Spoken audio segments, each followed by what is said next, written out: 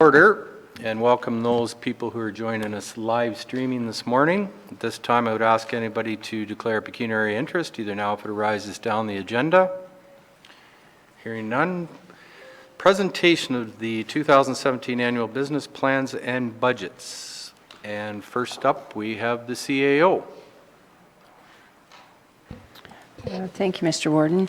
I'll start with just making some opening remarks in relation to what staff will be delivering to you today, and from there I'll move into the CAO's draft business plan, and then the CAO's budget.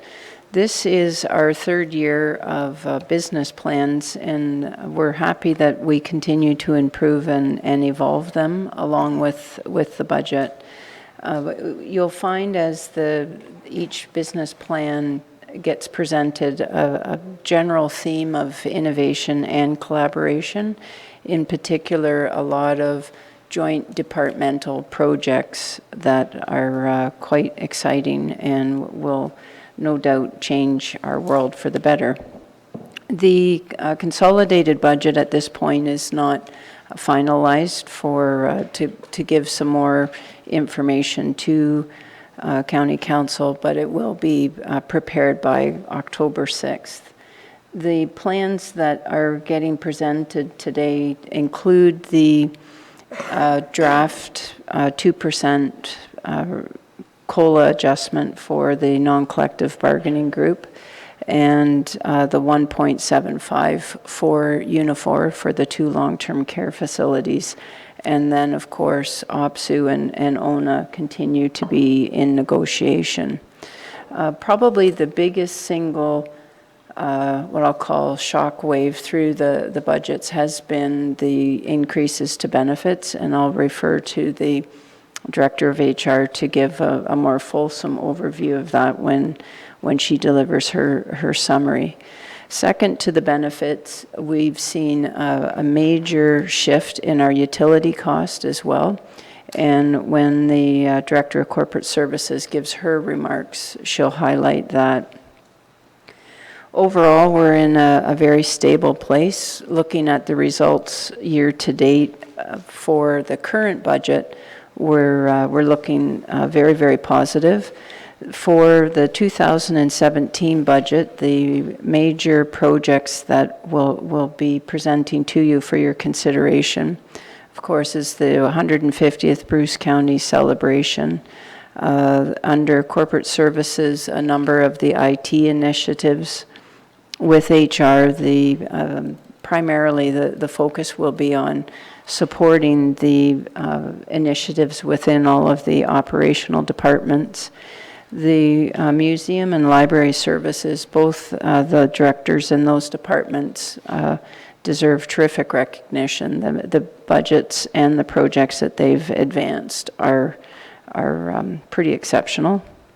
The social services and housing director, McDonald, is not with us today, but she will be presenting on the 6th, and you'll see the continued work of revamping and aligning the service model, in particular between social services and housing, that they're really becoming one department, and some of our service deliveries are getting markedly improved as a result of that. Long-term care continues to probably similar to most other counties be our biggest strain.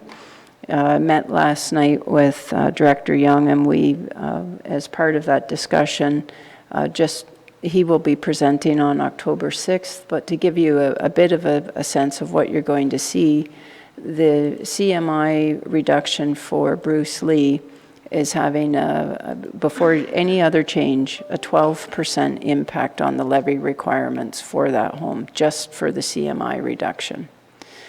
The Planning and Development Group are our saviors. They're being commented now because we do have a lot of pressures, and they continue to do a lot of really terrific work, and you're going to see really the final financial contribution requirement for the launch of the Business to Bruce initiative.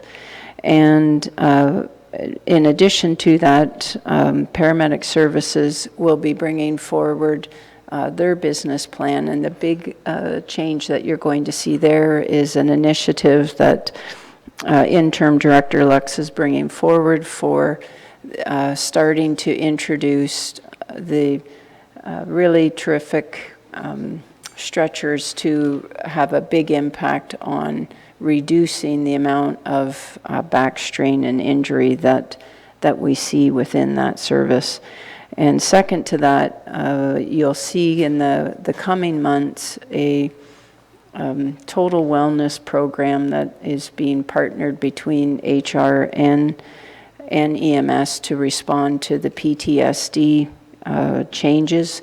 The county wishes to the county staff wish to recommend to you that we take a holistic approach when it comes to mental health issues and not do it in an isolated way with just dealing with PTSD, but our goal is to put together a holistic program that deals with all mental health issues.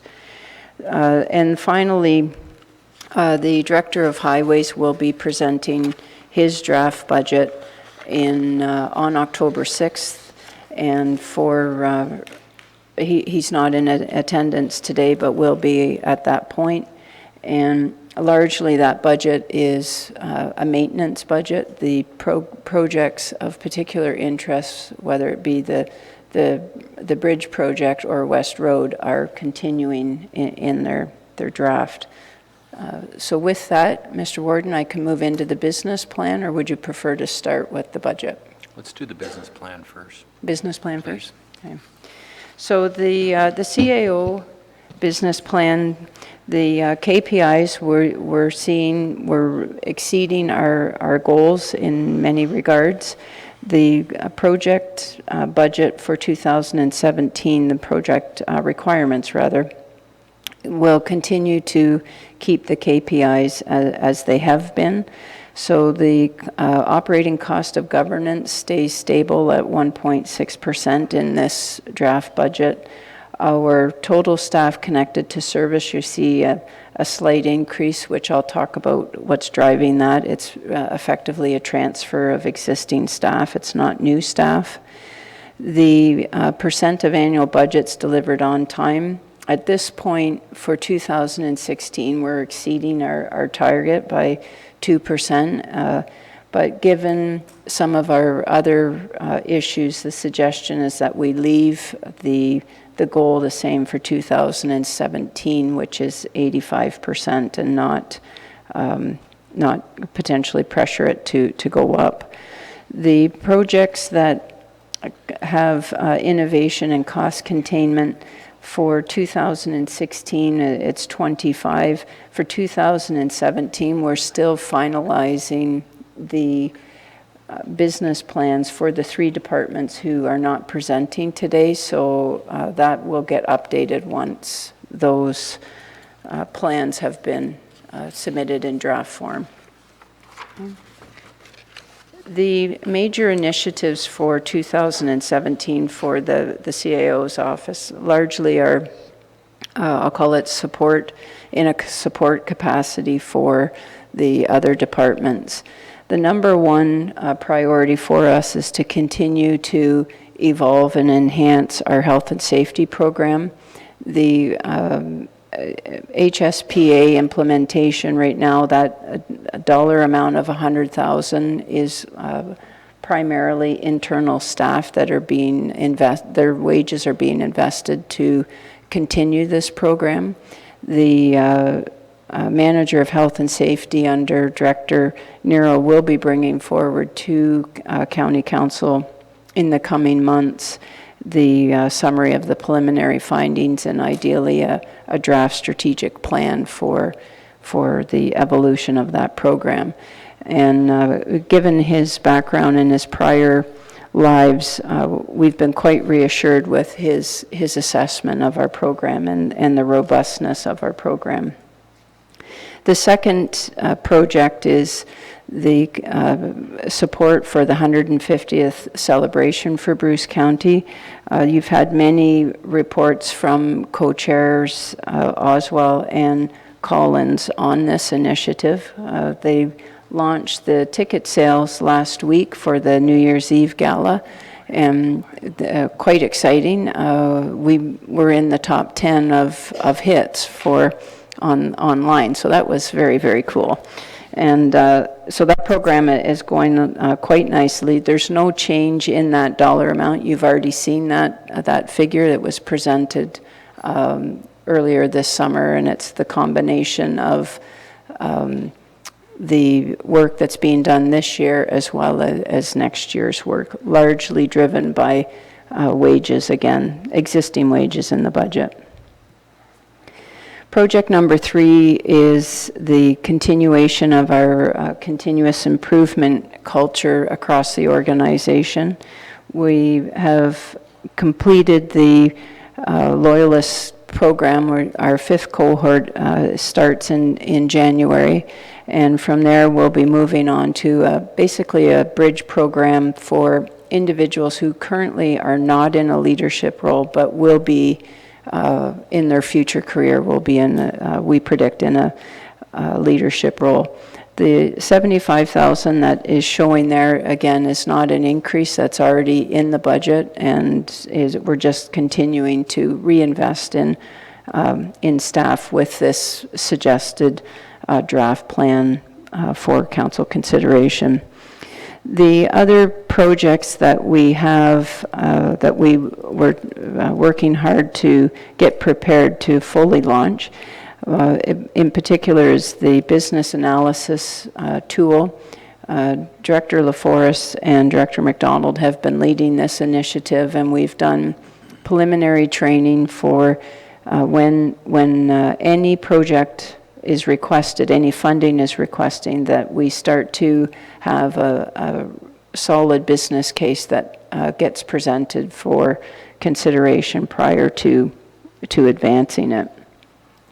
And finally, the budget software. There has been one presentation by Lambton County to staff for a potential software that would sit on top of all of our existing software that would facilitate the budgeting process. At this point, we're in fact-finding mode, and once more information comes available, the Director of Corporate Services will certainly be bringing it forward for your consideration.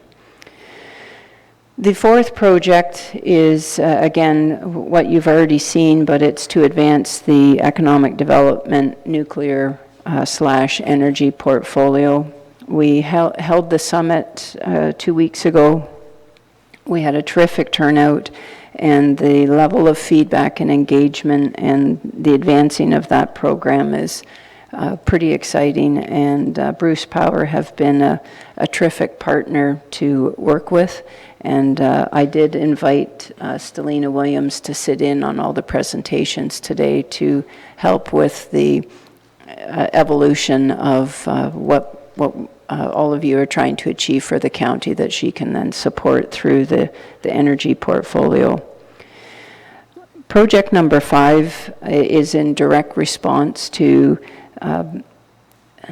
good Lord, I can't believe it, I almost forgot, Bill 8. I almost forgot the number. How could I forget that number? And that is the need for us to have a system-wide response mechanism for the citizens. And it's very important to the senior management team that we take a positive approach with it. And some of this, the thought and the seed of this idea was actually through Councillor Smith, who said we really don't have a mechanism to allow and make it easy for people to tell us when we do things well. We have a tendency to really focus on how we need to improve, but sometimes our tool needs to give as much voice for compliments as it does for concerns. The research that we've started with this, we're thinking that either we will pilot after a really slick, easy tool that the City of Toronto had put in place, or one through York Region. That's very, very simple, both for the citizen ratepayer as well as for the staff to administer. Projects 6 and 7 are continuing to evolve. Largely, we've done a lot of really terrific work. You've seen 3 policy changes, probably the most innovative being the rental mileage and travel policy change, and certainly the work of the branding and imaging group is also representative of the power of having cross-departmental, cross-functional solutions being proposed to you. So project number 6 is just to continue to expand that across the county and get it kind of evolving into the various departments.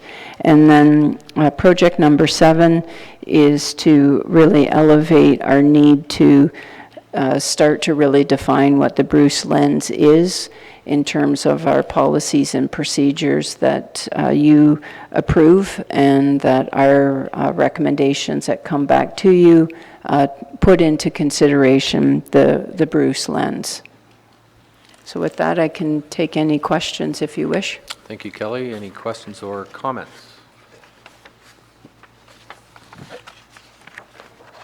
Hearing none.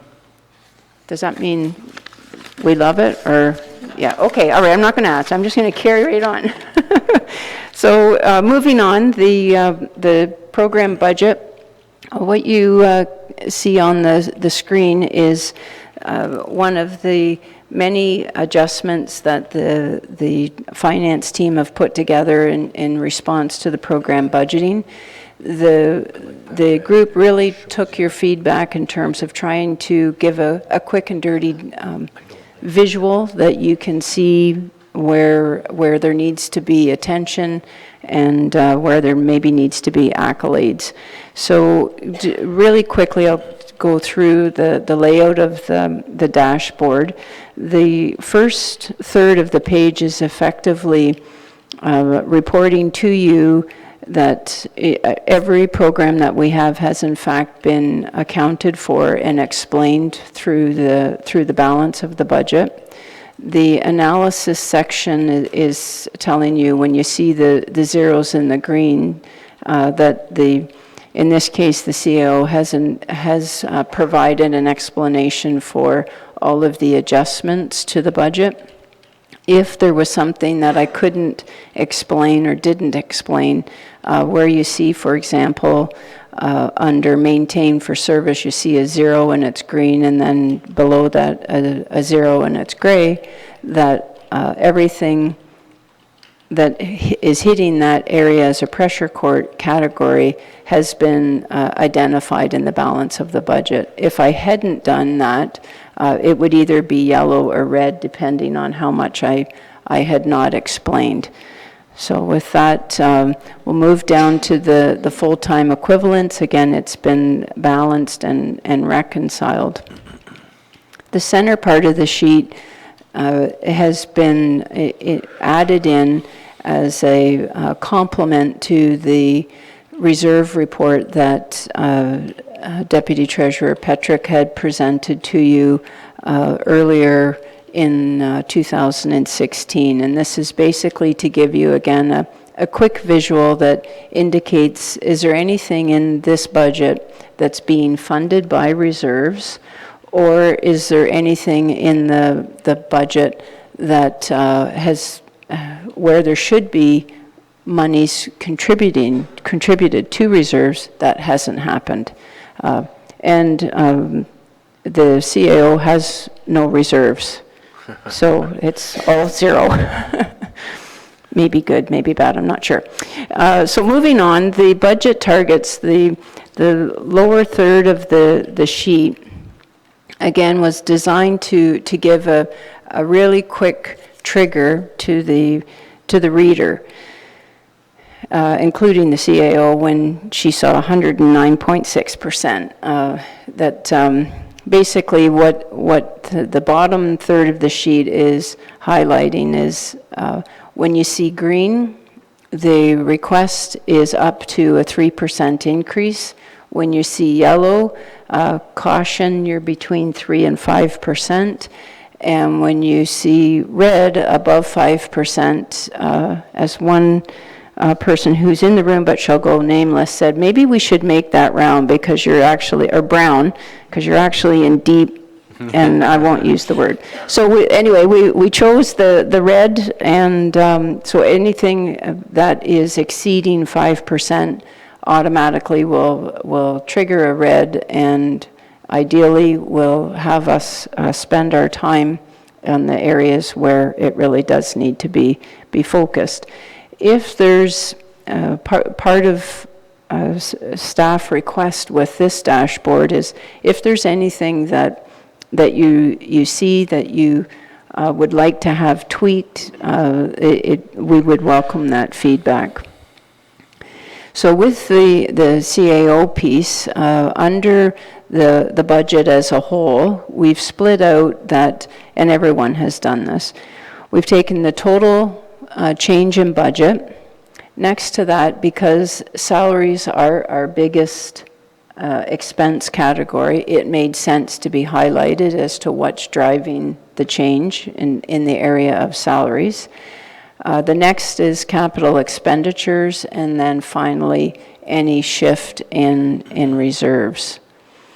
Below that, the design is to say, okay, looking at the totals, what is making up that 109%? So in the case of the CAO, 62.0% is being driven by adjust to base, 6.7% is increases to maintain of service, 0 change in provincial requirements, 0 change for growth, 41% of council initiatives, and then the last one is the savings recommendation for initiatives, which for the CAO right now is showing also as 0.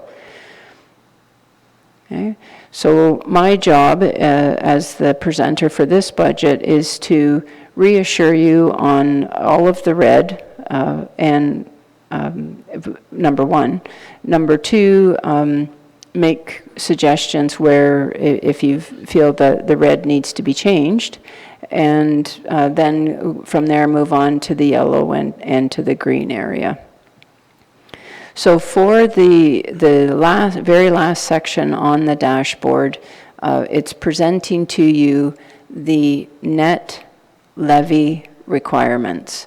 So you'll see in 2016 it was $244,039, and in 2017 the recommendation is a shift to $511,572 for a variance of just over $267,000. I'm going to reassure you there will be no other 109% in what you're going to see. That was trying to add some humor. Okay.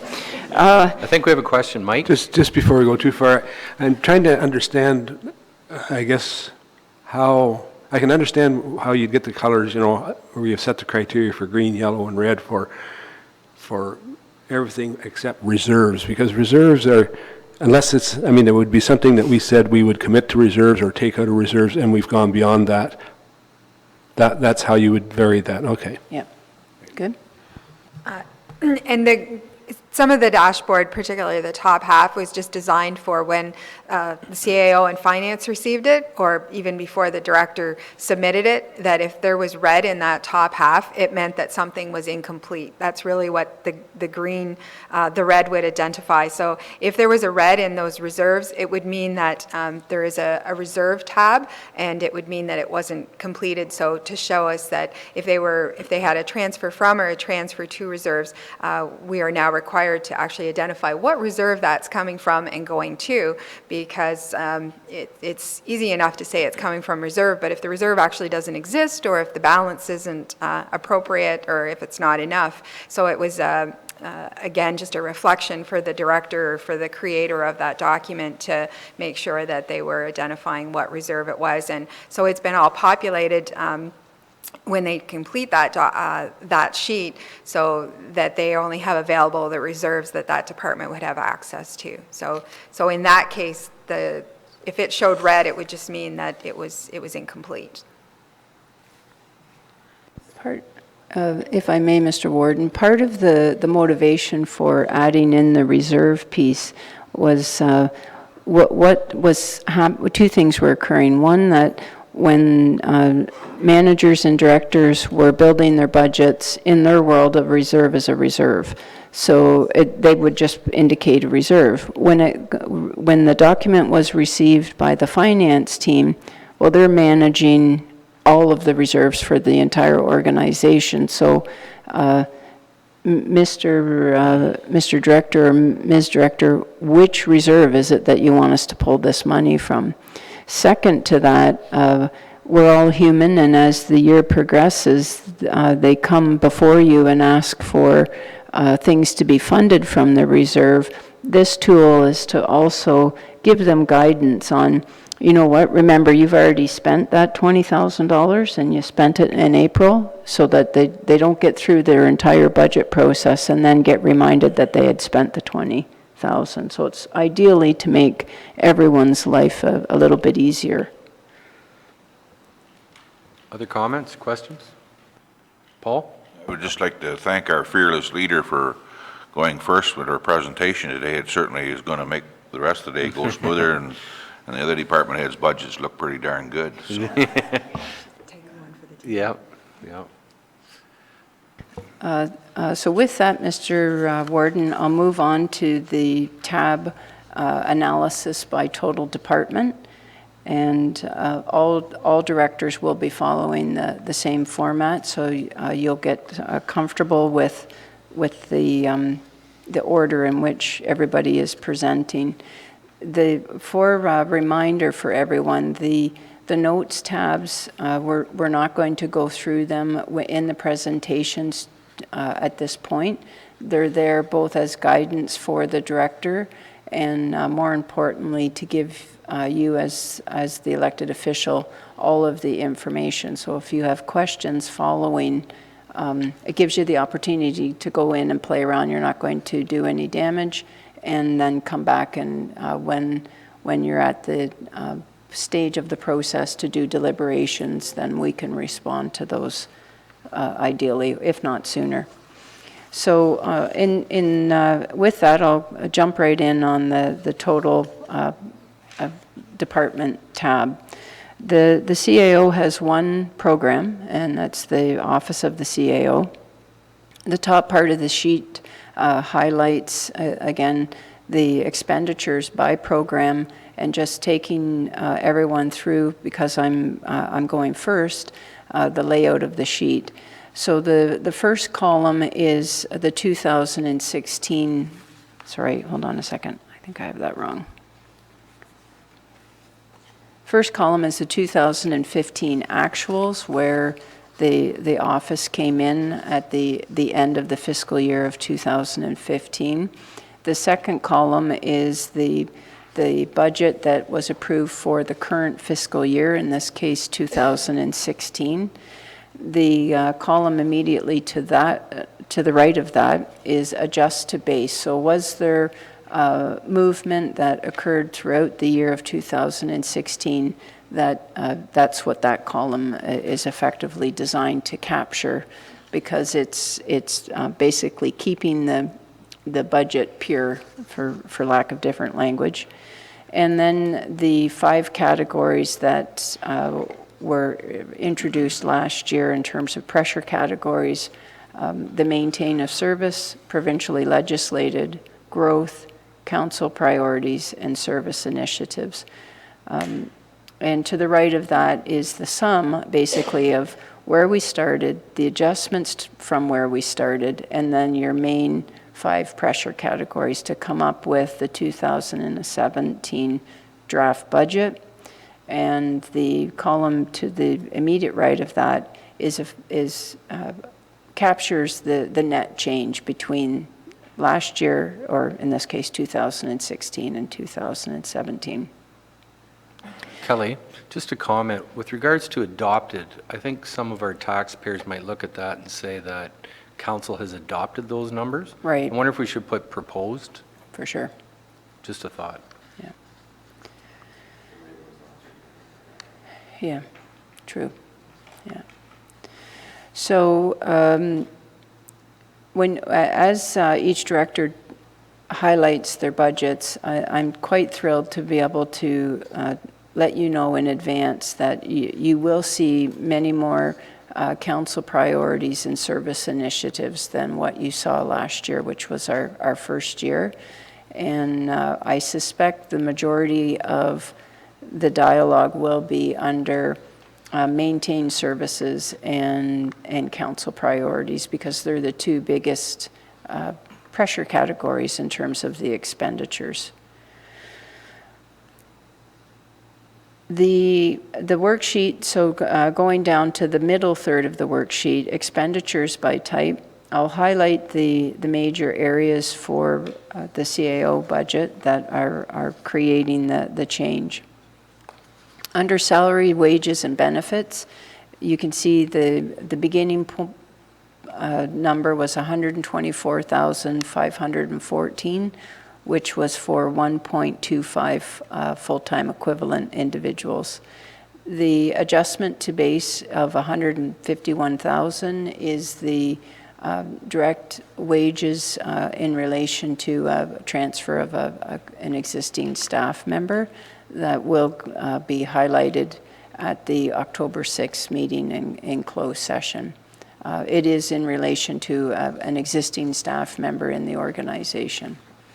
The maintain of services is the impact of the 2% COLA along with the changes in benefits for the what would be 2.25 people, for a net change of $166,883. Is that clear, just as the first one? Comments? Okay. The next line, the staff-related costs and contract services.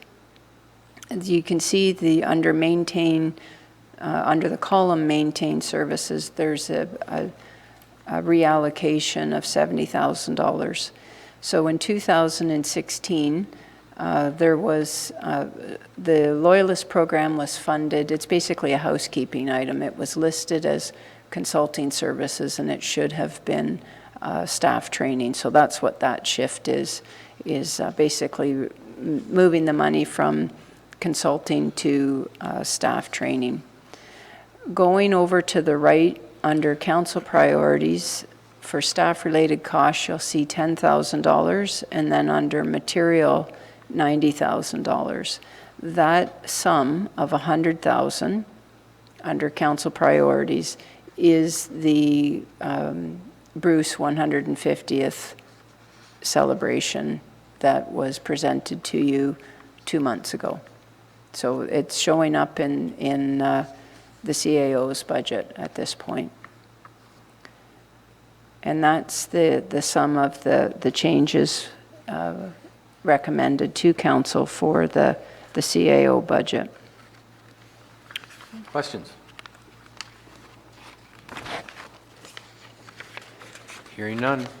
For clarity, in case the question is in the back of mind, the nuclear investment is actually under the economic development portfolio in planning and development. It's not, although the individual reports to the CAO, we discussed it and felt it was important to keep the economic development portfolio as a total bucket.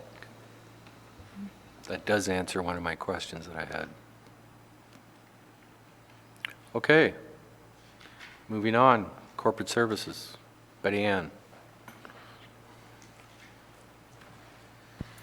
Thank you, Warden Tulin. And yes, I appreciate Kelly going first and paving the path, so the rest of us will feel more comfortable in presenting. I'm very excited about our business plan. that I want to present today. So it captures all of the divisions within corporate services, including legislative, finance, and information technology. Our strategic priorities, obviously, are leveraging technology and eliminating our own red tape and exploring options to improve efficiency and service, certainly a message from the operational review, and finding creative ways, new ways to engage our public. Our key performance indicators we adjusted in 2016 to include our IT portion, and we haven't made any changes to those KPIs this year. The insurance claims, I just want to remind that those are our liability claims, that if we have a liability claim, we are responsible for the first $25,000 deductible, and you will have seen that in our previous budgets where we have a small reserve to be able to manage that. With respect to the average number of invoices processed weekly, while it continues to rise, the finance staff have become innovative and in the way that we pay. So the traditional method of issuing checks is almost non-existent, as we have partnered with our vendors for electronic payment, and then they receive the email advising them that they've been their payment has been submitted to their bank based on the information that provided. So that's been a great initiative in finance. The date budget adopted by council, I always, having had a fairly lengthy career in municipal government, this is always an interesting one, because probably when I began, the same date would have been used, it just would have been for the current year. So we're oftentimes, many years ago when Milt and I started out, we would be adopting the budget later in the year, but of the year. So it's exciting to see us move forward with that initiative. And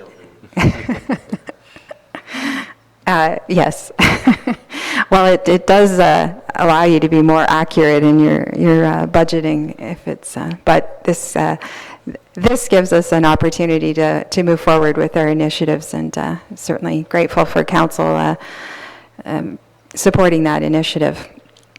The number of Freedom of Information requests, again, is a tribute to staff, that they're familiar with knowing what can and should be released to the public and making it available in that form, and when it's not, that we manage that accordingly. The percentage of goods and services purchased through the procurement process is also an initiative that we continue to work with the social housing, and continue to make improvements there and how we can support those purchases. We had the benefit of having 5 within our department finishing the Loyalist program, and are looking forward to 2 additional staff completing in 2017. With respect to our website visits and our help desk support, certainly with the revamping of the website, we are looking to maintain and increase the website visits. That is important to us, and I know it's important to you. That's how one of the ways, very important way, that we get our message out to visitors and prospective employment, moving to the area, certainly with our economic development theme. The help desk support tickets, one would suggest that maybe that's not a good thing as they increase, but I think as we become more technical and more technology savvy, and we continue to introduce more technology into the corporation, the impact on our help desk, our service desk, and those support tickets is likely and is expected to increase. But in saying that, it's how we manage those and how we respond to having better software that to be able to support those tickets. So greater volume doesn't necessarily mean greater staff time as we become more efficient in responding to those tickets. Email messages, an average per day. I just think this is a really interesting KPI when you sit back, and I know that I get my fair share of those, and I know that you as well as the directors of those 11,000 messages a day. And then the number of accounts that we host within the county is greater than the number of staff that we have, so because of the varied accounts that we have. So in corporate services, we have 9 projects, and a number of them have a capital component attached to them.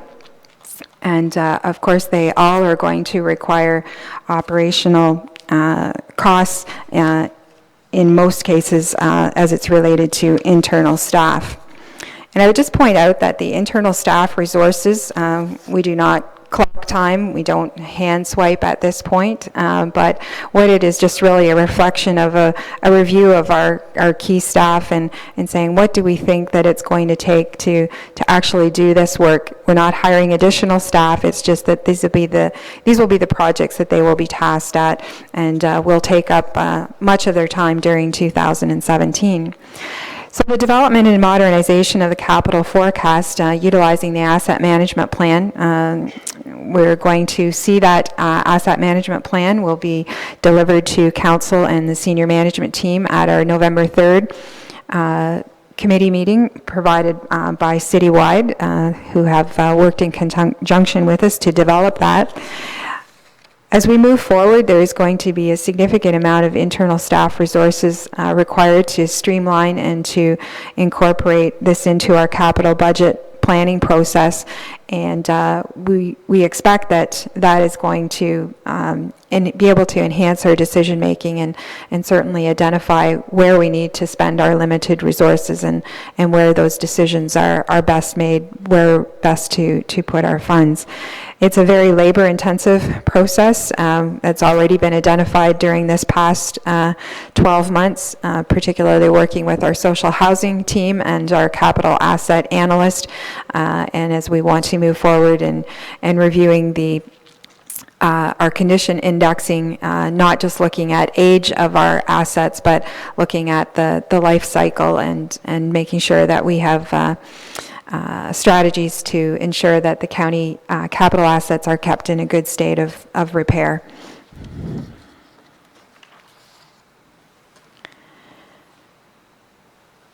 The second item is just to continue on, and the CAO mentioned it in her presentation in the annual business plan, how she will support that from the CAO's office.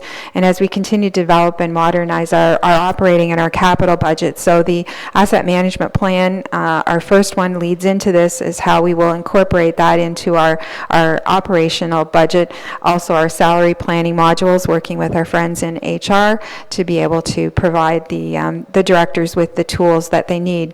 As the CAO mentioned, we have had a presentation from Lambton County and from a software supplier. It is very exciting, and it does look like it will be able to support what we need. If that is the case, we do have funds in our reserves, and so this project would show $100,000 from our capital reserves, and that may occur yet in 2016 with committee and council's permission as we bring forward a recommendation. Certainly the operational review had recommended that we invest in modern financial systems and automated procedures, and you can imagine as a director to have someone suggest that we needed to modernize what we had and spend a lot on doing so. We don't collect taxes, so that is a big component of software.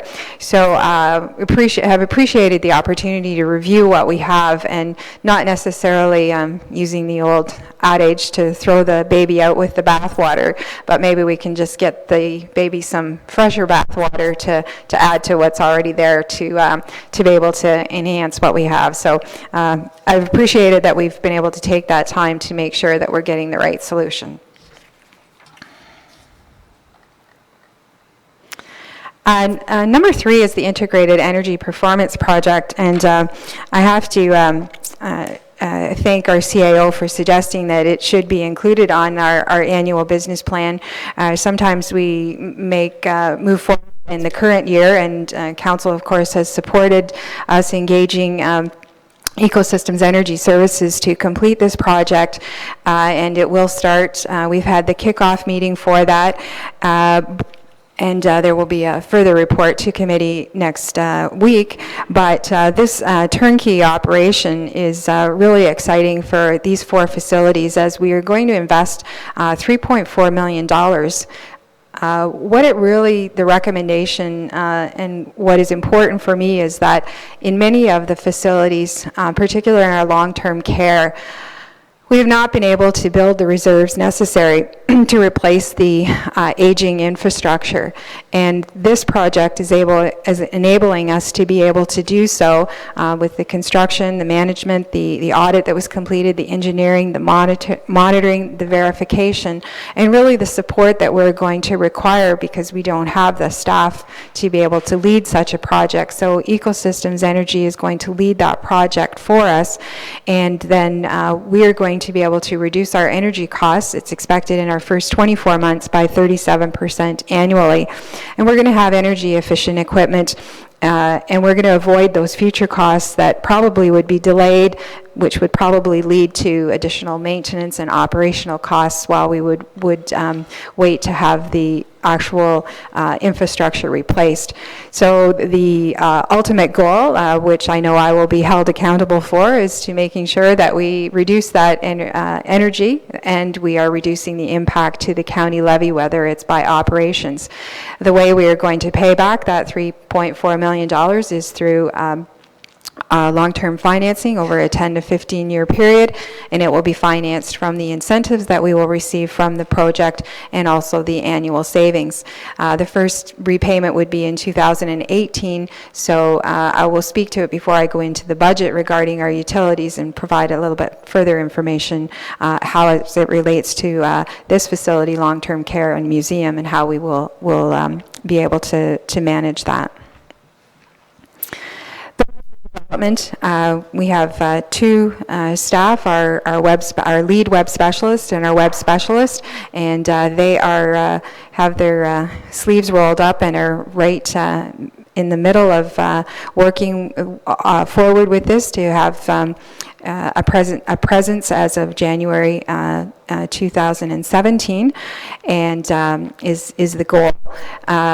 And certainly early in 2017, and working very cooperatively and in conjunction with our imaging and messaging cross-functional team and other departments to design the rollout of a dynamic Bruce County presence on the web. We mentioned in our KPIs that is very important to us, that we continue to include and continue to increase the viewership of our web, and that certainly has been demonstrated over the last number of years, and certainly with our corporate website and no doubt with the Explore the Bruce website.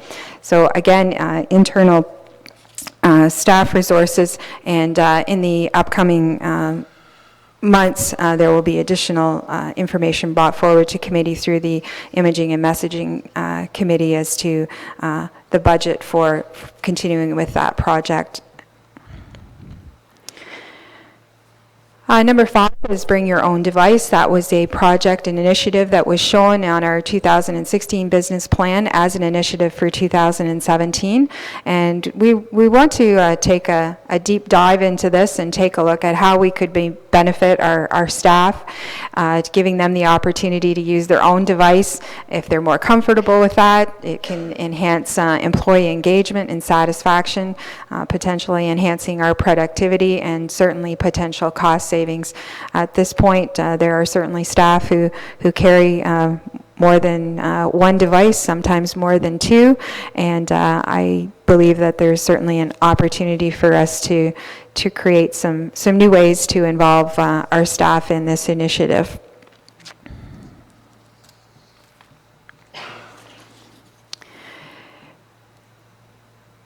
It's been 1 year since I assumed the role of director for the information technology, and we've had some successes and some growing pains, as in anything in the first year, and I'm excited to continue to roll forward with that and to incorporate a strategic plan to build on our current efforts of the Information Technology Services Division, and then include their core delivery and how we can incorporate that into corporate services and support all of our departments with our mission and our vision and our values, and also assisting not only the directors but also you as our elected officials in decision-making when we're allocating our resources in pursuit of our many goals.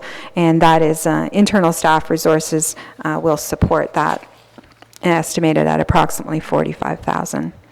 The unified telephony communications was ongoing in 2016, and we have reviewing what our urgent requirements are. There are certain facilities where that we've identified the need for that.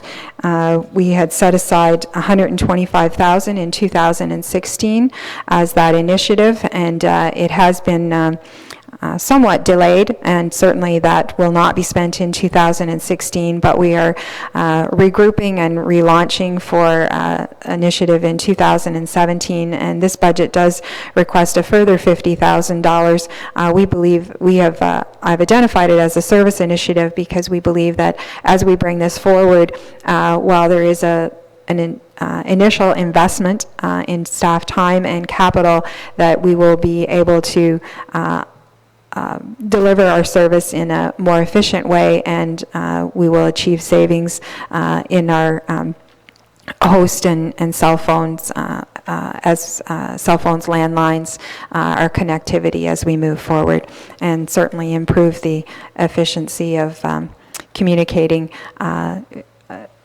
in and out of the organization. SharePoint infrastructure is a term that's been talked about a lot in the organization, and we need to move forward. It is a tool where we use for not only document management but collaboration, and I think if I sit around the room and look at my fellow directors, they would support the need for SharePoint, if for nothing else, the development of our annual business plans and our budgets.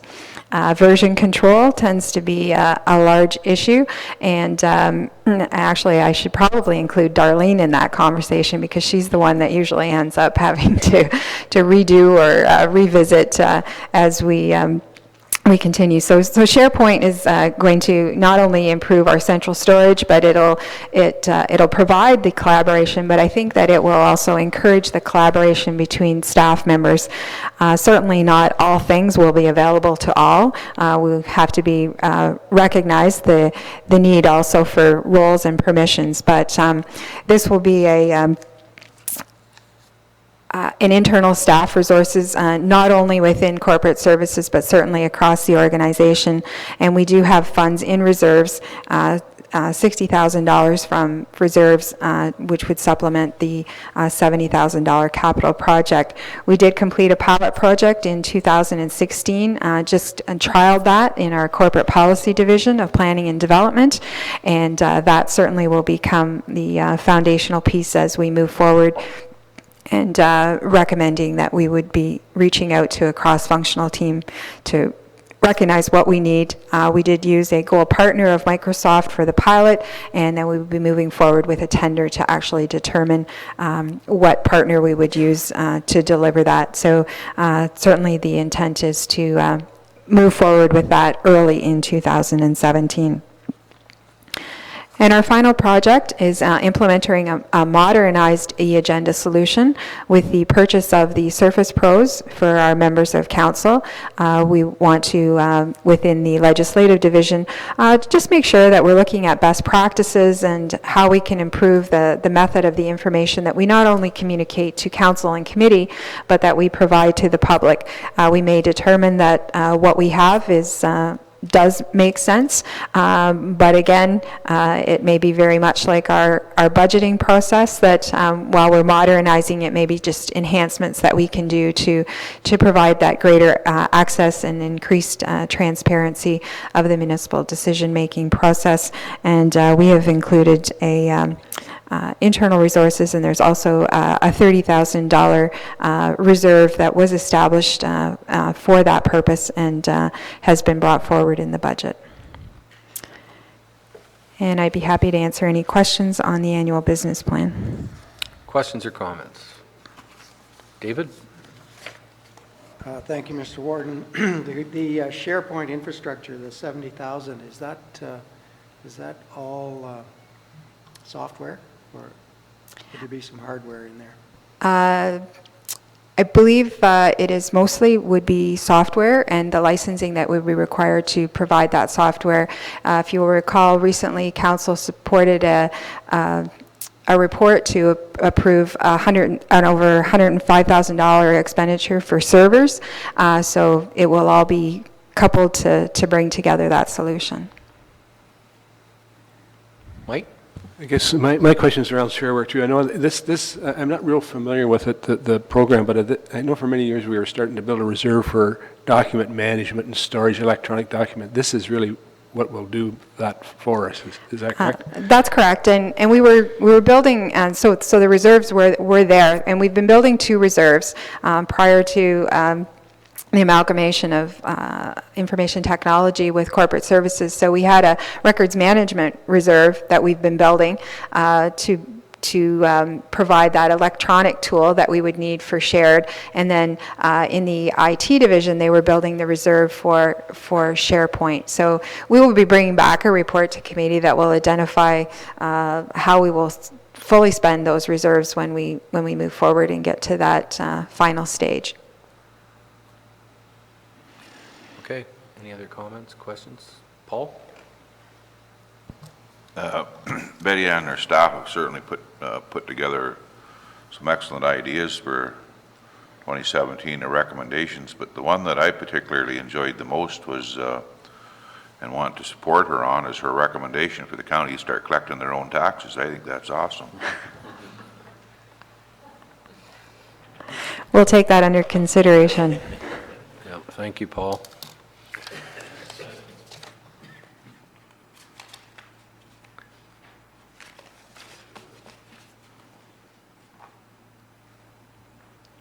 If there are no other questions on the business plan, I'll move to the budget.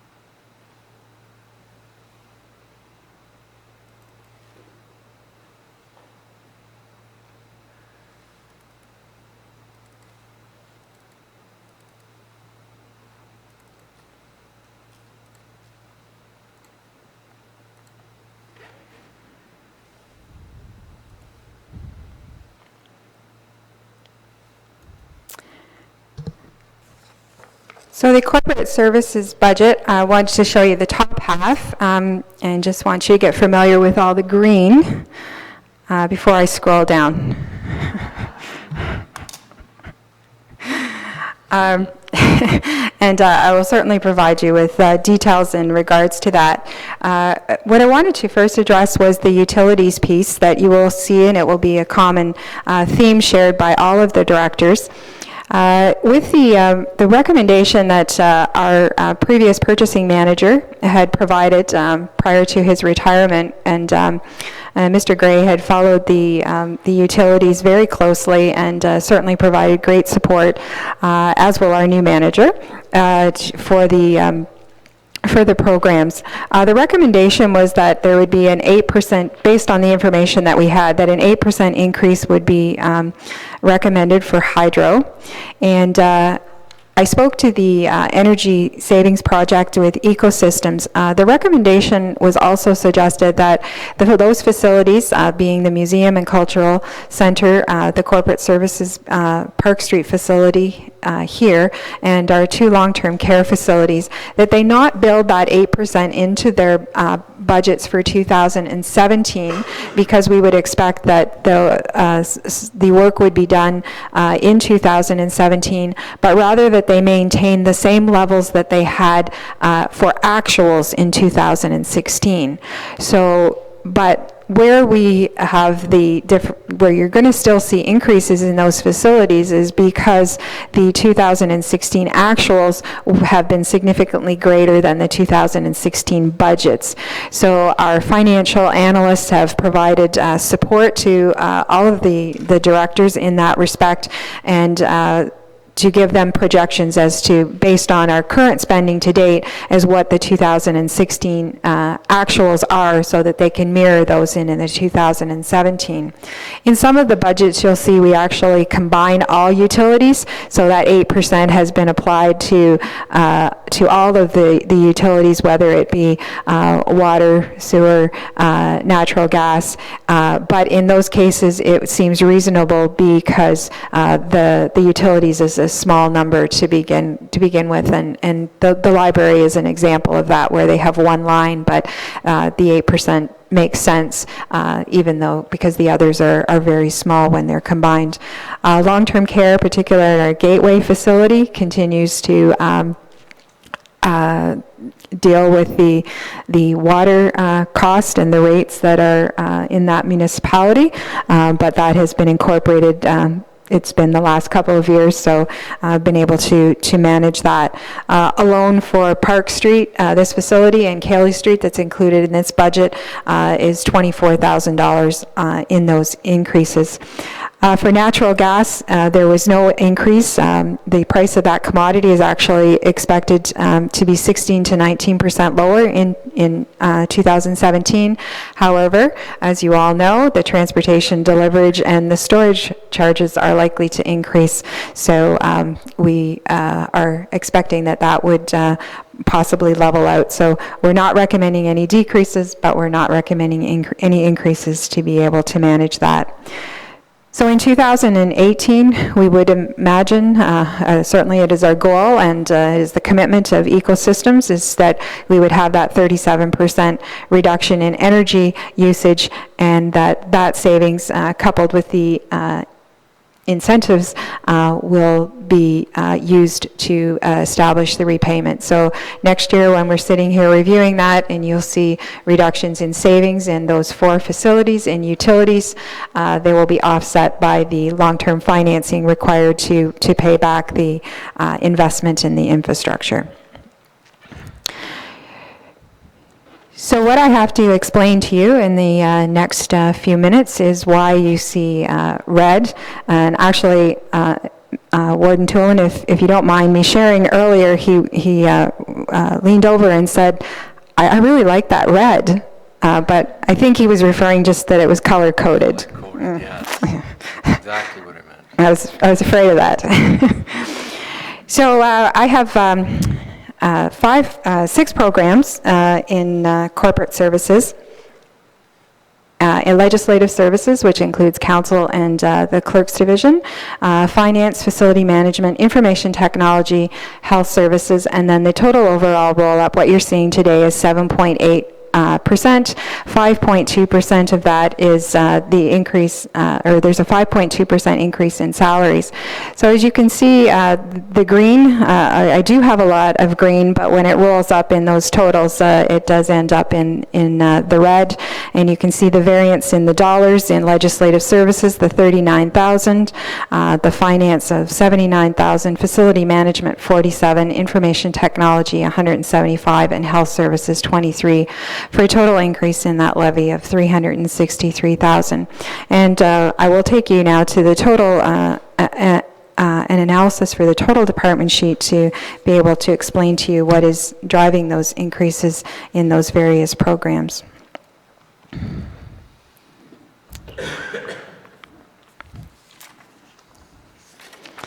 So in legislative services, the expenditures, the increase you will see is the 61,000. And included in that is the salaries. There's a portion in legislative services of the CAO, the clerk, the deputy clerk, the administrative assistant, and then, of course, council's salaries. So those combined have a change over in salaries alone is 14,000.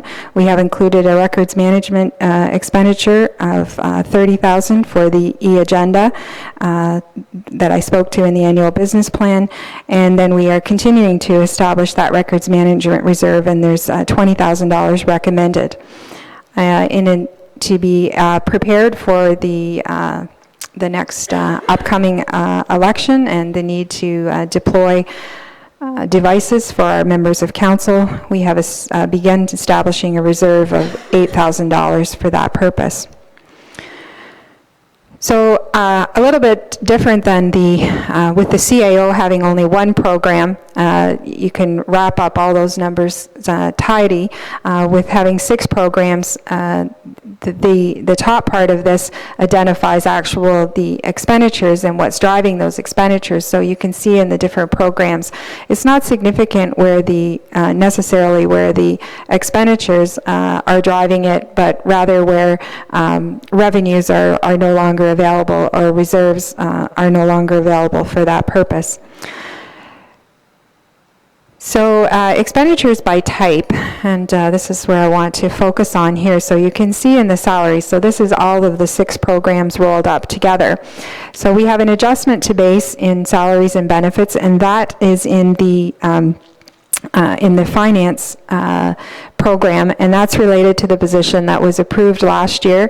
It was carried as an unassigned. It was a remainder of from the IT division, and as we amalgamated, there was one position that we wanted to take our time to be able to review where that position should be and what how it could best support the organization, and that will be presented. We're a little bit ahead of ourselves here today, but there will be a report to committee in close to discuss moving forward, and then being able to report that at the October session.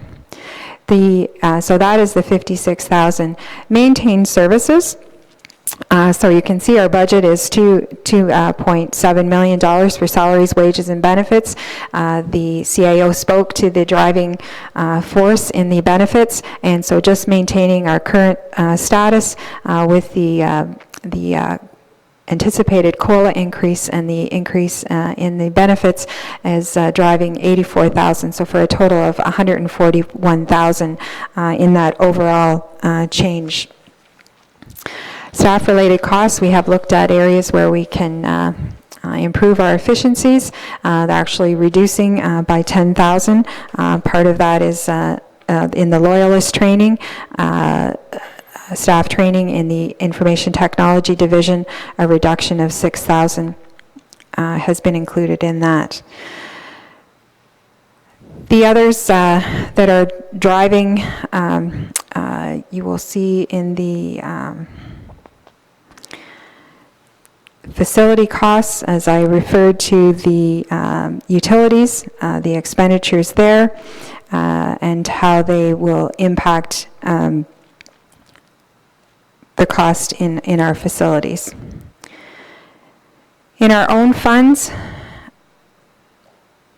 just wanted to refer to the capital and outline in the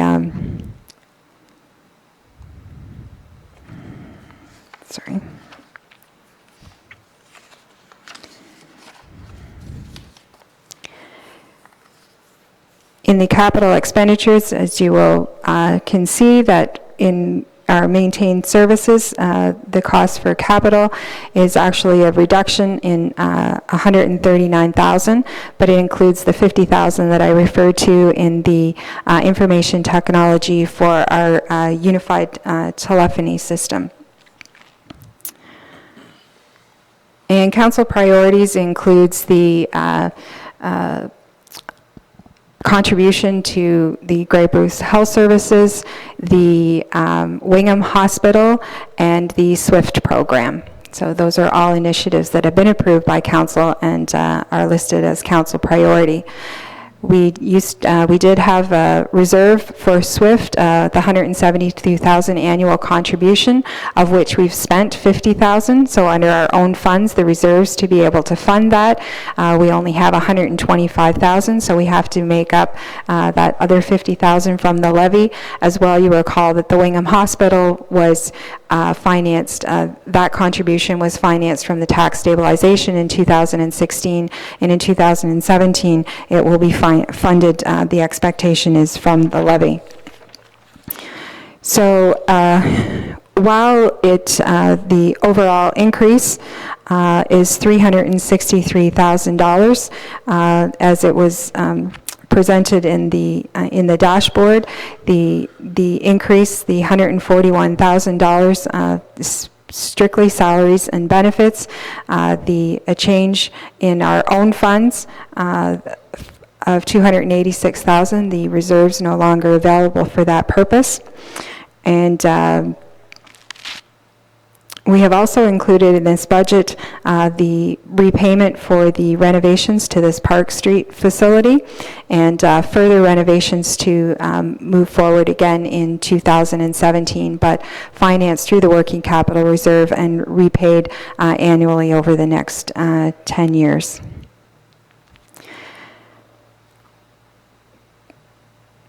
At this point, there is no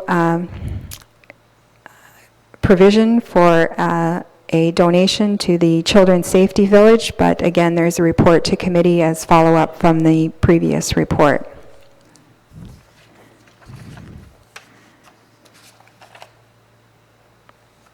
And I'd be happy to answer any questions on the corporate services budget that you might have, and then just take a few moments to review the non-departmental budget. Questions? Hearing none. The non-departmental budget is the budget that rolls up all of the other programs that don't seem to have a home for, and includes the levy, any items that reflecting in the levy, which are our payments in lieu, our tax write-offs, provincial offenses revenue, and there really is no, we have a yellow light here with a 3.6. It's a $44,000 increase, and that is explained in how we took a look at some of the programs that we had this past year, and just speak to them. So we've in interest income, we receive the interest on our bank balance and any of our investments, and then any of our reserves that we have, we pay interest to those reserves. And over the last number of years, we have not been able to achieve the interest that we had been receiving, and then we were paying. So this budget here, you can see from in the non-departmental, we've made an adjustment to base. That's the $175,000 that we pay to our reserves, and then in our revenue, we actually our interest income is $120,000. So we want to realign the interest that is earned, and that actually will applies $55,000 an impact to that reserve as a result of, or an impact to the levy as a result of making those changes. In order to offset that, we've recommended that there be a further $50,000 from the tax stabilization reserve to offset that, to be able to manage that, combined with the overall averaging of our payments in lieu, supplementals, and write-offs. The one other area that we have included in this is the capital, the $3.4 million project for ecosystems, and then showing that it is financed through long-term financing. this budget shows, if you recall, in 2016, we transferred $475,000 from the reserve for WSIB.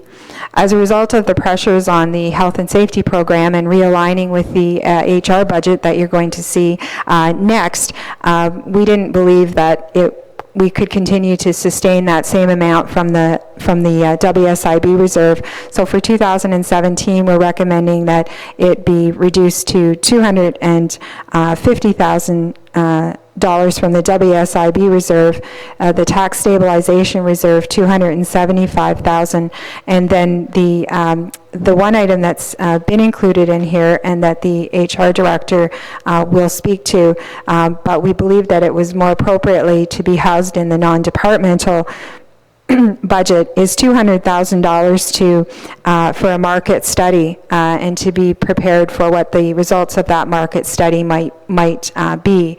So there's a transfer to a reserves of $200,000 and it is offset by the tax stabilization reserve to be able to manage that expenditure in 2017 should there be a need for that.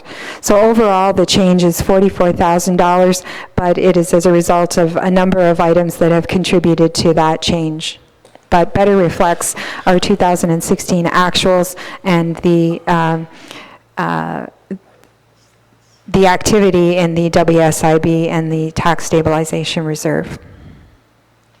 Questions for the non-departmental?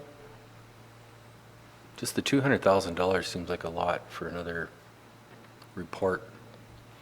And again, I would refer to our CAO, but it would be the implementation of the report, not the report itself. So to implement any results that may be a result of that market study. Other comments, questions? Thank you, Betty Ann. HR, Kelly. I was just going to inquire, Mr. Warden, if you wanted to take a break and then move into HR, but if we want to... Would you like a break, folks? 2 minutes.